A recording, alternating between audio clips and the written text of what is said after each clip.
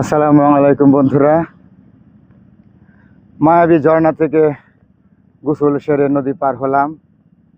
এখন জাফলং থেকে চা বাগানের উদ্দেশ্যে রওনা দেব। এখন আমি আছি জাফলং পাত্রের বুকে দাঁড়িয়ে কথা বলতেছি। তো মায়াবী ঝর্ণা থেকে গোসল সেরে কিছু কেনাকাটা করলাম। ব্যাগের মধ্যে কিছু আছে পরিবারের জন্য, সন্তানের জন্য। দেখি ওরা নিলে খুশি হয় কিনা।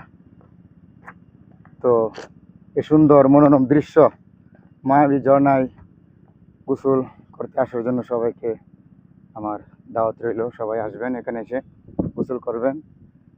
এই যে পিছনে ইন্ডিয়ার পাহাড় দেখা যাচ্ছে, উপরে নীল আকাশ, এগুলো দেখতে আসবেন। আসসালামু আলাইকুম।